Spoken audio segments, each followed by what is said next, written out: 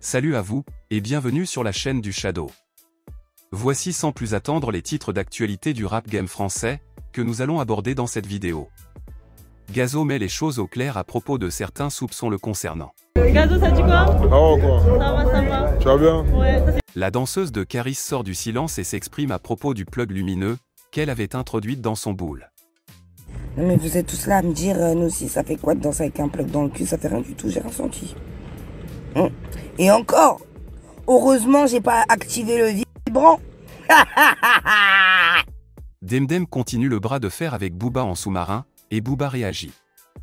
Entre le Duc et Demdem, les relations ne sont pas au beau fixe, et l'on pourrait même dire que c'est une histoire qui vraisemblablement, semble être un cycle sans fin. Une actualité assez croustillante dont nous allons vous donner tous les détails, dans quelques instants. Générique.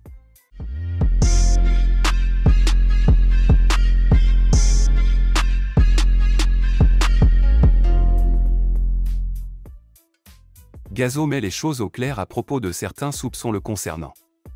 Comme vous le savez probablement, depuis le début de sa carrière jusqu'à présent, Gazo compte un peu plus de 42 certifications musicales à son actif. Et au fil du temps, le driller ne cesse de varier son flow avec des mélodies tout aussi appréciées les unes des autres. Tout récemment, celui-ci a tenu à remettre les choses au clair quant à certaines questions que se posent les internautes, sur le fait que ce ne serait pas lui qui écrit ses textes.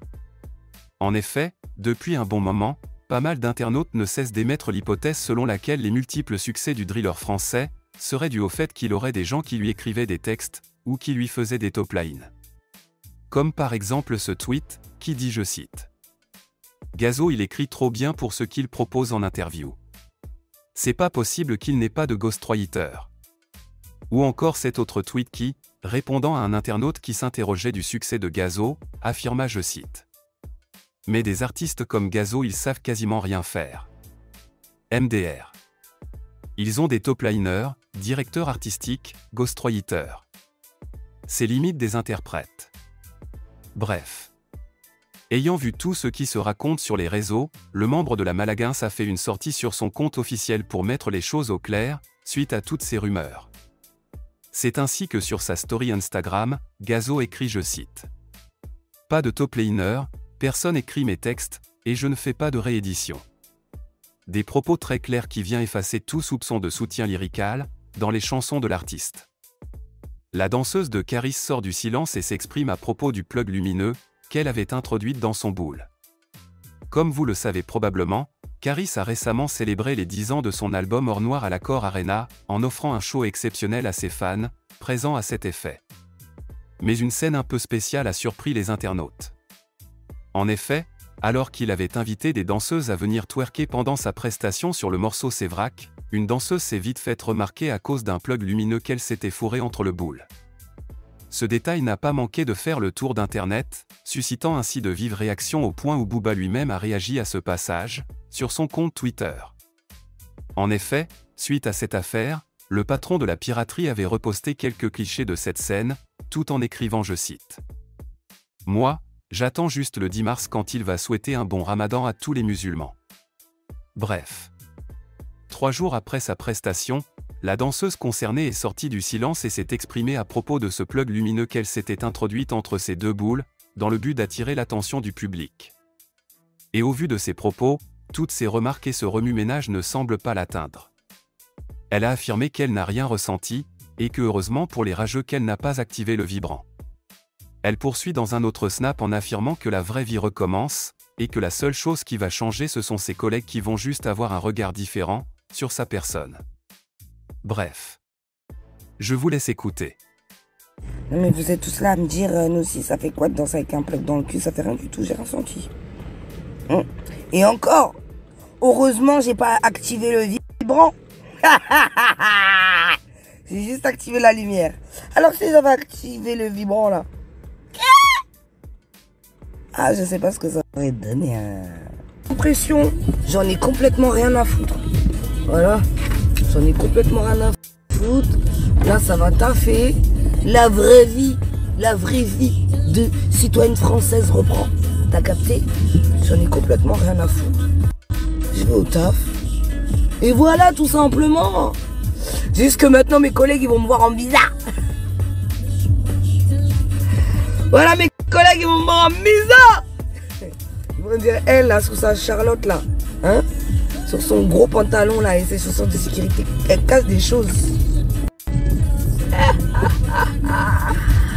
Style des big fast, ça va bien se passer.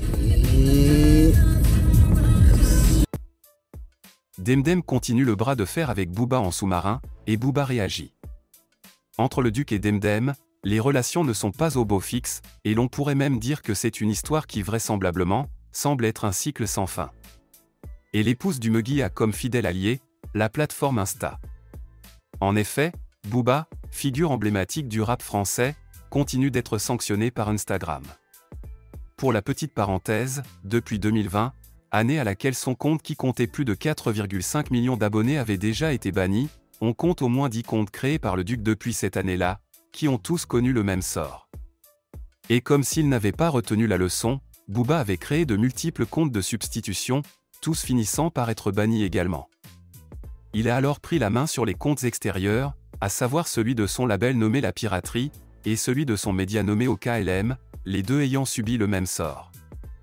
Et tout récemment encore, après la sortie de son dernier album intitulé Ad Vitam Aeternam, le Duc de Boulogne a encore vu son compte être clôturé de la plateforme américaine.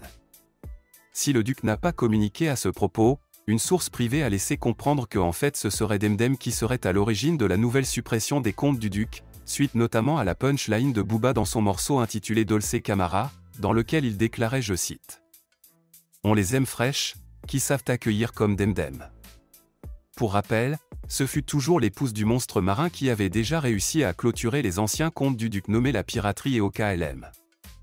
Et malgré le fait que le tribunal judiciaire de Marseille avait donné raison au Duc de Boulogne, celui-ci n'a jamais vu ses comptes lui être restitués. Bref.